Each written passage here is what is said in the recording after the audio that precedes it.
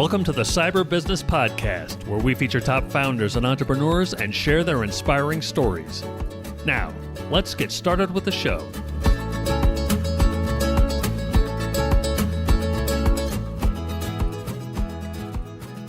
Matthew Connor here, host of the Cyber Business Podcast. Today, we're joined by Glenn Rumfellow, CIO at Window World of Baton Rouge. Glenn, welcome to the show.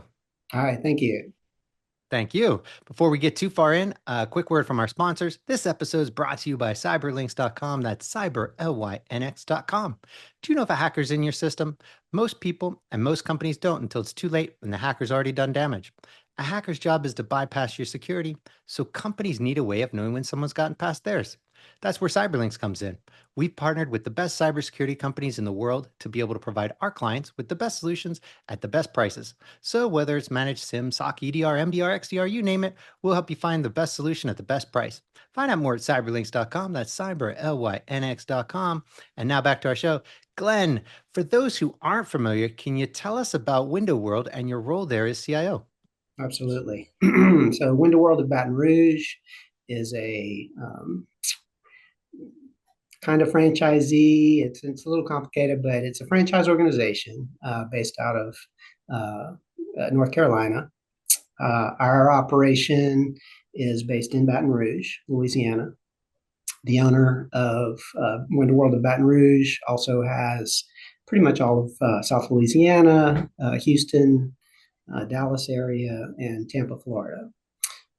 We're the largest Window World in the country. Window World stores are throughout the United States. I started with Window World in 2011 doing consulting work for them. I was working with a different company, and my background and skills fit the need at Window World.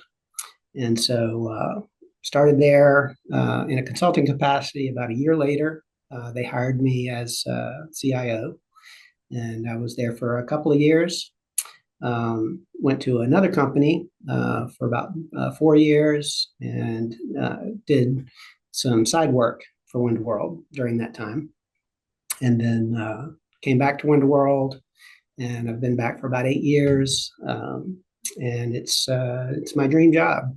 I love the company, love the team, the executive team that I get to be part of, as well as my IT department. We're doing great things, and it's been a fun ride. That's awesome. I think one of the things that is always interesting to me is now that we've had, well over 100 different CIOs on the show now, I think at this point, or somewhere in that range.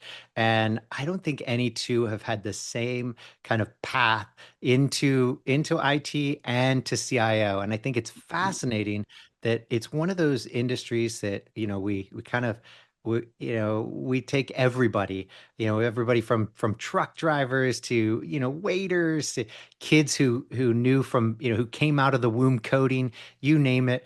I think it attracts all types. So I'm kind of curious, what got you into tech, and and how did you go from that initial spark to CIO? Absolutely. I was always enjoying games, puzzles, putting together things, Lincoln Logs, and later on Erector sets. And I had a Lego Mindstorms robot, set way back in the day. When personal computers started coming out, there was the TRS-80, Radio Shack, trash 80s. Yeah.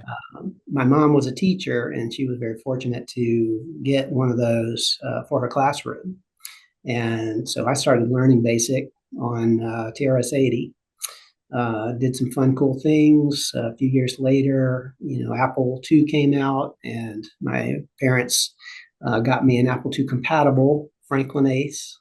Yeah. And did lots of fun things on that.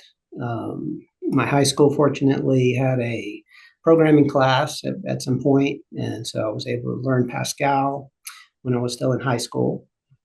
And then in college, I was debating whether to do music, math, or computer science. And I was very fortunate that in the first semester of college, I was in a computer science class with a professor who was just a great fit for me. He that really sparked that this is what I want to do for my career. So very fortunately, again, was able to finish college in 4 years, knowing what I wanted to do. Out of college, I went to work for what was it? LSU Medical Center in New Orleans. I went to school at Loyola University and graduated with a bachelor's in computer science. And I was very fortunate that I didn't have to do any more school because I was very ready to be done with college life and academics at that point, ready to make money instead of paying for it. So LSU Medical Center, I was able to start out with mainframe programming.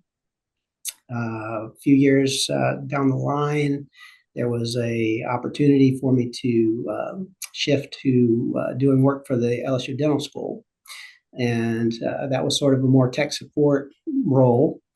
And in the course of working over there, there was a need for us to keep track of the work that we were doing. And so I started working with Microsoft Access to build a little help desk app for us for tracking everything. Had the little manual, little book, how to do the things in Access. A few years later, after that, there was an opportunity that came up in Baton Rouge, where I'm from, at Blue Cross to do Microsoft Access development. They were starting up what they called client server team within the IT department.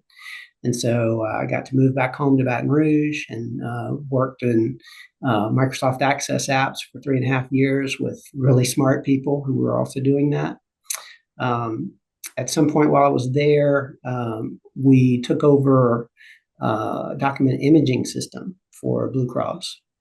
And so I started getting, good skill set with that.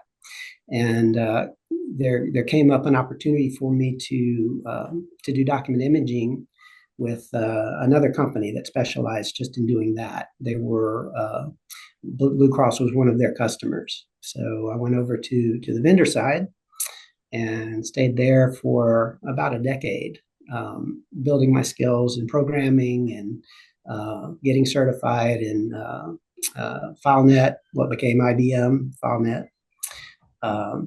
Did a lot of very interesting things there, and then moved to a different vendor company and did a little more of that, a little more programming, kind of more at the Visual Studio, C++ and C# stuff. While I was there, an opportunity came up to do work at Window World. Window World had a Microsoft Access CRM front end with a Microsoft SQL backend. And since I had the skill set with Access for many, many years, that was a good fit for me to do that work. And then that was when I moved over to Window World. So, I feel like I've just resonated with tech, with computers, with programming from very early on, and enjoyed it. And absolutely love the variety of work that I'm getting to do at Window World. And my team is very similar. They really enjoy the work. We enjoy working together. That's fantastic. That's I can't help but think with the Access CRM, it's funny because I had a very similar background. When my dad brought home an IBM 8088 and it boots into BASIC, and you've got the old BASIC manual, you learn what to do there and just kind of go from there. And I remember the old Access days. Those were it was amazing at the time. I mean, what you could do, how quickly you could build things. And so I'm curious, at what point did you has Window World transitioned from that Access CRM, with the SQL backend? What happened there? What was So we're actually in that transition now. We talked for years about migrating to, a legit, CRM, a Salesforce or Oracle. We talked about going to a web-based app, and it was just, CRMs are complicated, especially a homegrown one. You've got a lot of rules that you have to handle. The database design I inherited, and I've extended it, but there are just some things that in the structure of the database that you have to deal with. And so I knew that it was going to be a lot of work to do a web app, and I knew that we would need to do it as a transition over time. So we've been thinking about that and how to do it and when it would make sense. We have an opportunity now. Our whole sales force is they don't have direct access into our database currently. They interact with the headquarters all via email. So they receive and send, they receive all of their leads via email. They send back their sales results via email. So they really haven't had to have an interface, other than that. We've been building a web app for them, essentially. And so that's been the impetus for us to start that transition. And so far, so good. We're right about to roll it out. We've had complications, and so we want to do it on Azure. We've been slowly, moving some of our things to Azure. Making everything connect has been a little complicated, but we're getting there, and I think we're super close now. Yeah, no, that's exciting because I mean, when you've got, a SQL database that's, where the front end is access, and for so long it's been you've been using that now for what at least a decade and a half, 2 decades now. That's a lot of data. It's a lot of, institutional kind of inertia, right? Mm-hmm. Going in that direction. And so, migrating to something where so I'm assuming you're building out a web app that ties into the SQL database, and you're looking at migrating the SQL database to Azure, having it hosted there. And We're starting to look at that. So very recently, it came to my attention that SQL has gotten to be very capable on Azure now, and so there were historically some things you could do on a server that you couldn't do on Azure. And so my understanding is that they've gotten to be on par. So very likely we'll be migrating the database within the year. yeah, it's a fun project. I think so. Okay. So, interestingly, because I think people don't perhaps typically think of a company like Window World as, they don't really think of it and think tech at the same time, right? They think Windows. They're not thinking computers. So can you kind of walk everybody through, how it's just like every other business, right? And the sort of challenges that you face besides the historic, you having that access challenge. I mean, I think this is true for a lot of businesses that people don't really, maybe they're in the service or in the service industry, or you name it, even restaurants.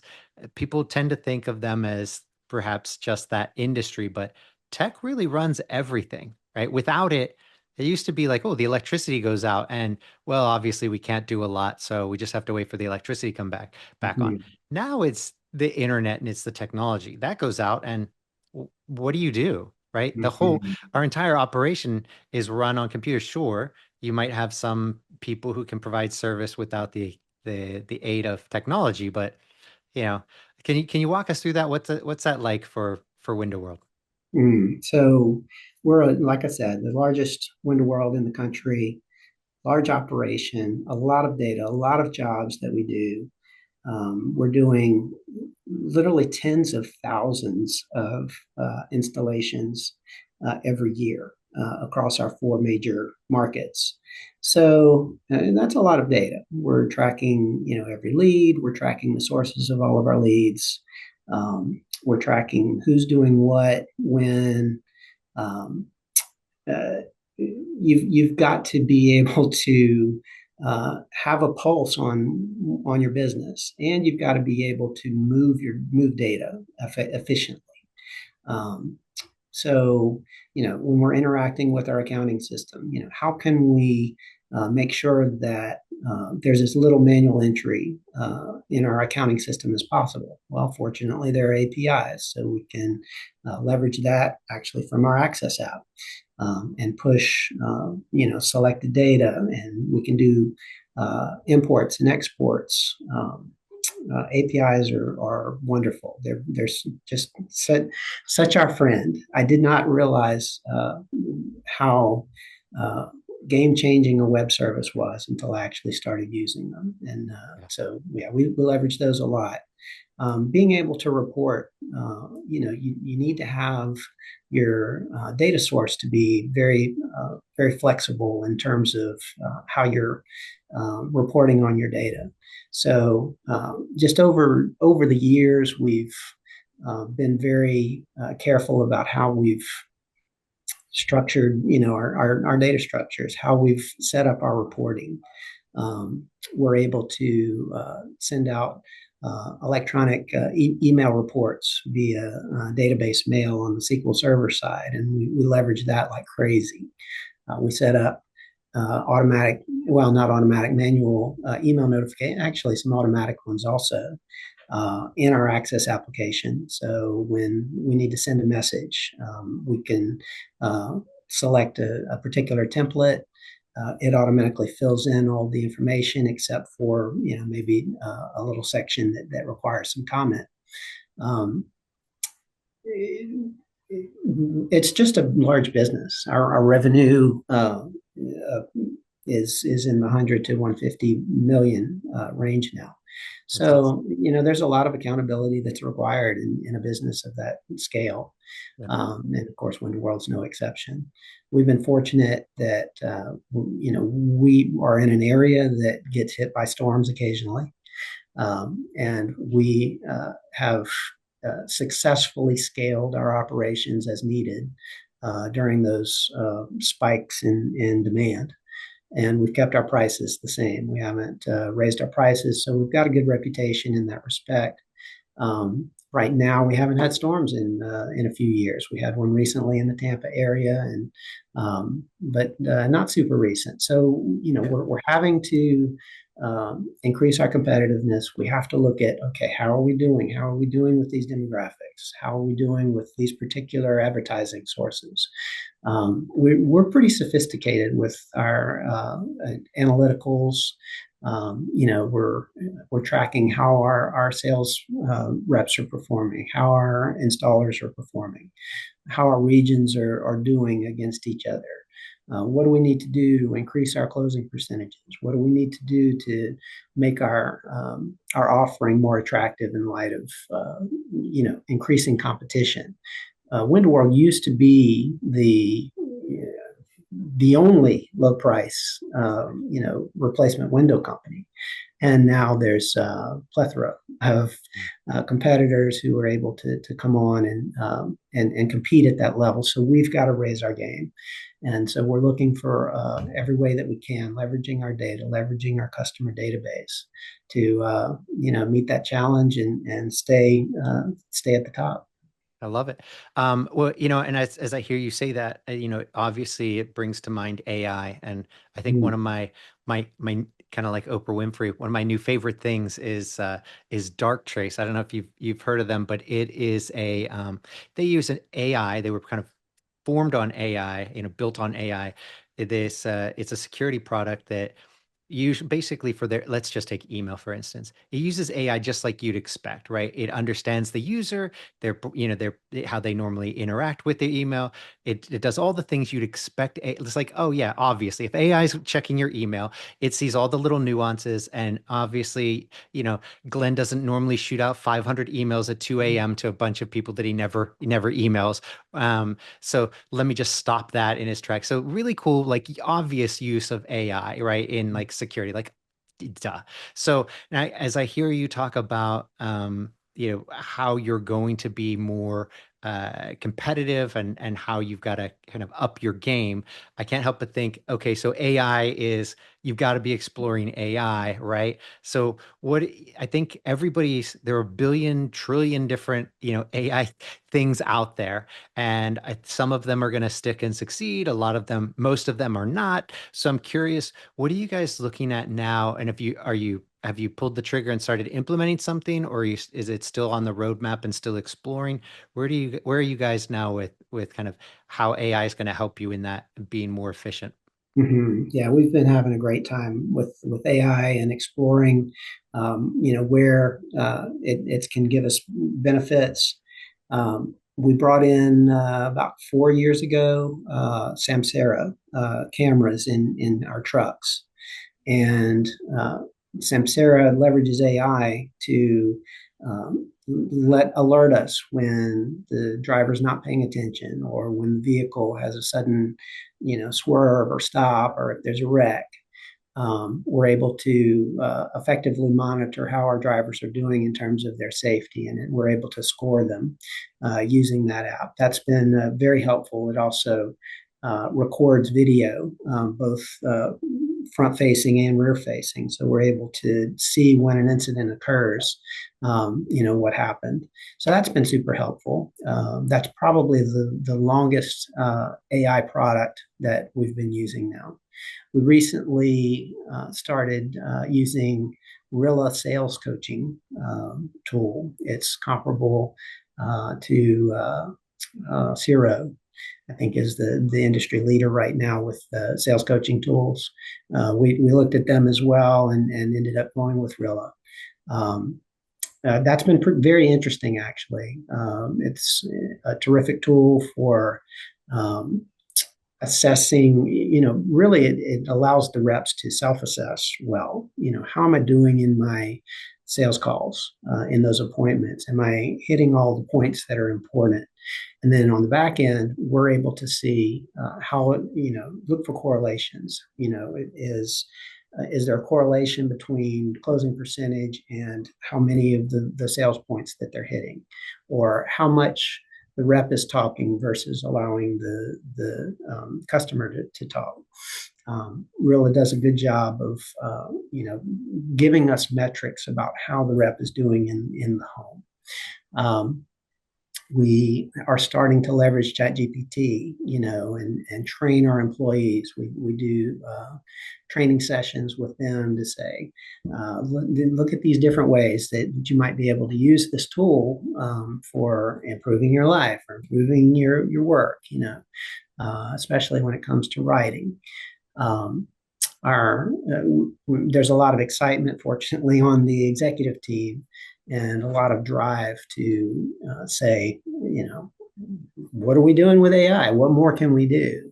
So we in the IT department are very happy to step up to that and embrace that encouragement. So we're using AI tools every day in the IT department, just always trying to, code more effectively, write better documents and memos, learning about products, learning about technologies. The LLMs have been fantastic in that respect.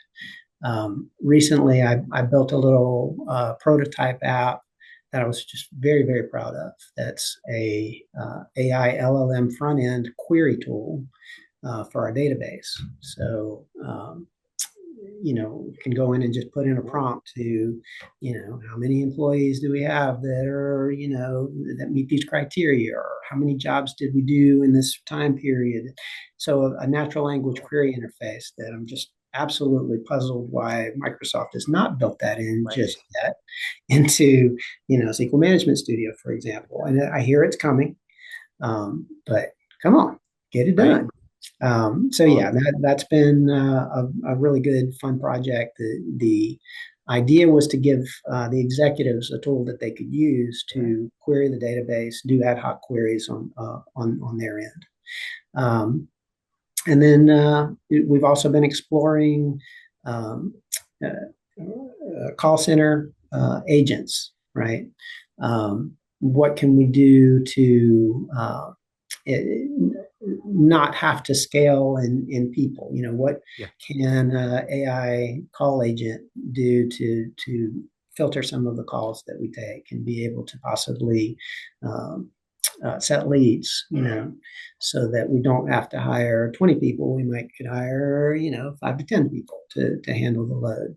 And then also looking at, what kind of um, tool can we provide to our employees that gives them access to company information, or our call center people, that they can do a quick lookup, or I know that there are technologies that will listen in on the call and automatically bring up information that may be relevant. So, we're keeping an eye on all of that.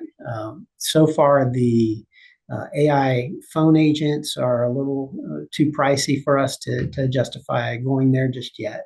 Yeah. But we're certainly going to be monitoring, and we'll incorporate that technology once the value is there. Awesome. I'd love to dive more into the sales, AI sales training, right? Because I think that's a really interesting and fascinating, and it's an obvious like kind of winner, right? If it's working and sales go up, the salespeople are more efficient. It pays for itself, right? Yeah, right. Pretty quickly. So I'm kind of curious how that's going for you in terms of like, oh, we've already, we quickly saw, return our investment, or it's looking like it's going to be a year or two or three or whatever it might be. There's just so much in there that I think will really help a lot of people, because at the end of the day, a business is all about sales. And if AI can help on the sales side to get the salespeople to be better salespeople and sell more, the business does better. So kind of curious how that's going for you guys, and what you're looking at in terms of ROI there. Yeah, that's an excellent question. The Rilla sales product is pricing. Um, and we've been very excited with what we've seen on the back end. The adoption has been okay. It hasn't been as stellar as we would hope on the sales rep side. We do have, more than half of the sales reps are using the app on a regular basis. So we're glad to see that. It really does provide some nice tools for the rep. I think there are considerations, like we're not using it in one of our regions because of concerns about legal recording notification requirements, and it's as simple as just letting the customer know, hey, we're going to be. I just use this for sales training purposes, but we just didn't want to take any kind of a chance on that, so we didn't go there. I think you've got some reps who get it. Some reps see it. They see the vision. They embrace it and work it. Part of the value of it is in listening to your session. Listening after. It's Real is big on that analogy of a sports team, and being able to review the footage after. And if you're going to be a championship team or player or whatever, you're going to look at the videos after, and you're going to analyze, and you're going to see, okay, what do we do right? What do we do wrong? And how do we do better next time? So I think that's critical to the success of it. So that first level is just turning the thing on, right? At every time, make sure you're getting that recording, so we're starting to capture. That second level is paying attention, to what you're getting from that app. And the third level is really,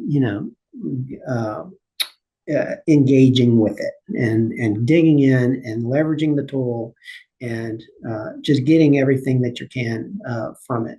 So we're really encouraging our reps to see, hey, we're investing in a tool to help you make more money, right? Yeah. So that's kind of where we're at, I'd say. Well, I'm curious, have you found currently or to date, a correlation between the people who are using it and performance, either already like the high performers wanted to use it because they were already high performers and they wanted to up their game even further. And those who were like, they're a little worried about their sales skills. They're like, I don't want to out myself. I don't want them to see, is there any correlation between using it and the level of the performer, and have you seen an increase in their actual performance since using it? Yeah, we're still looking. There's been one really clear correlation that we've seen thanks to our main contact at the vendor. He showed us a very clear correlation with how many things that were being covered. Like there's I think 10 points, 10 major themes that need to be addressed in each sales appointment. And so he showed us that there was a really nice correlation in terms of how much of a final ticket there is when we cover more. There's just each one that we're covering consistently yields a higher sale. Yeah. So I think, yeah, our biggest takeaway so far has been do the whole presentation, as much as you're able. There are, the odd appointment where you find out early on that it's just not going to be a good fit. But whenever it looks like it still, still can be a good thing, present the whole thing. Make sure you're showing all the samples and covering all the situations, and just being aware of, things like, improving over time, how you're pacing, making sure you're listening to the customer. And yeah, I think the more time that we spend with the customer when the customer wants us to be there, right? The more likely we are to sell and to sell a lot. Now, are they for the in-person sales meetings, are they using like a recording device like a plot or something like that where it kind of records the whole thing and then it gets uploaded in? Or how's that working versus a phone call, which is pretty obvious that it's just records the phone call? Yeah, How's that work in person there's just an app that they're on their able to phone? turn it on their phone, and they can Awesome. even keep it in their pocket. Apparently, it records well enough there, so it's just very discreet. Um, not non-invasive situations. Really impressive technology. That's awesome. I look forward to hearing how that goes, kind of in the future, how that, because, with people, and it doesn't matter what it is, whether it's, training them not to click on, dangerous emails or whatever it is, people are trying to do their job. They get stuck in their ways, and it, moving them to something new, even when it's in their best interest and their financial interest, is always challenging. So I'll be really curious to see how that goes, and if it's those people who want to, who adopt it. My gut tells me I think those people who it ends up adopting it and are looking to use that tool, those will be the ones that shine, and it'll be a great kind of litmus test for salespeople. You hire somebody, and if they don't want to use the tool, you let them go, because in time the stats will be there that those people aren't going to perform well. The odds of them being some great old school, just natural that goes in and boom, boom, boom, sells everybody just, off the cuff and doesn't have to have a script. I think, what is that? 1 in 10,000, right? They're probably not going to have that. So I'll be really interested to see how that plays out for you guys with the sales training, because I'm betting that's what's going to happen. I bet Yeah. you're going to find the people who are using it get better and better and better, and those that don't, that's how they're going to kind of fade away. And if are they purely commission, or is it kind of a combination salary and commission? Yeah, they're commission only. Yeah. Oh, well, then this will be interesting, because then you don't really have to even fire them. They're going to Yeah. fire themselves if they don't, perform. So, And I think so. The way that I think of it is with the AI tools, for example, the LLMs that are available. Someone who's coming up and just starting in work, a young person out of college, someone who is proficient with the tools is going to tend to be more productive than a person who's not, and someone who's leveraging them. Just like when the web was becoming a thing, people who were able to do web searches had an advantage over people who couldn't. And so, yes, you'll have people who have talent, who are, tech averse, who can come along and can succeed, old school way. I I will never discount that. I'm very impressed with people who do effectively in old school without any new tools. I think just that people who have skills and who have who are effective in using the tools that are available are going to just have an advantage. Yeah. And so, I'm not going to say, you know, if you don't use the tool, then you're not a good fit, or you're not going to perform well. It's just that you have tools at your disposal here. If you take the time, if you just give it a shot, right? Just see if it works for you. It might just change your life for the better. And if it doesn't work for you, that's fine. Go back to however other way to do it. But if it's something that can really make you a more effective, person, employee, salesperson, why not? Give it a shot. Yeah, and I think that's true of all kind of, all technology, especially AI as it comes out. There's going to be a lot of naysayers, a lot of people who are reluctant, and they'll be like, "Oh, it hallucinates. I don't need to worry about this because look, better that I just do it the old way than have a hallucination." Okay. Or they could do all your homework for you and you could check their work Mm. and be done so much faster. Just saying, it might be advantageous. So I think you'll get a lot of those people who are going to be reluctant, but ultimately, just like with the internet, it'd be silly for somebody now to be like, I don't use the internet. That's crazy. Okay. Yeah. And people it's going to be like that with AI, right? Mhm. It'd be crazy not to use AI. You'll be Absolutely. left in the dust and you won't be competitive. It'll be silly.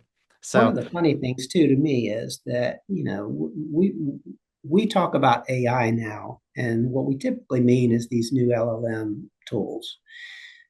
AI is the navigation app, your Apple or Google Maps. yep, AI is also the phone being able to understand what you're saying. yep, AI is happening in the background in your business when you have some sort of malware detection and prevention software running on your computer that you're just not even aware of. yep, There are so many AI things that we already just kind of take for granted now. good And point. so, what we're calling AI now, we might be calling something totally different in very few years, right? So there will be a new AI thing, but Yeah. AI is just it tends to become pervasive, and we just accept it and we embrace it and we move on with life. And so I think people may be a little risk averse about these LLM tools with good reason. When Google came out, or any of these web search engines, there was a lot of excitement and hype and scary, and a lot of reaction. And people came to realize that it's a great tool and it's not always reliable, and you just have to realize that you can't believe everything that you read on the internet. In the same way, you can't believe everything that a very authoritative sounding LLM tool tells you either. You just have to grow to understand that you have to believe but verify, check but verify, Yes. what you're getting back from these tools. Yeah. And it's going to enhance your life. It absolutely will enhance your life if you go at it with that, understanding. Yeah. Well said, Glenn. Glenn, this has been an absolute blast and a pleasure. But before we go, can you tell everybody where they can find out more about you and more about Window World? Sure. More about me on my LinkedIn. I have a pretty good history of myself there. A few things that I posted. I'm the only Glenn Rumfellow probably in the whole world. Window World in Baton Rouge. You can also get to from LinkedIn. But we have our websites. We're very easy to find if you look for Window World of Baton Rouge. And then also, Window World of Houston, Dallas, that kind of thing. Fantastic. Well, thanks again for coming on, Glenn. And until next time. Thanks, Matt.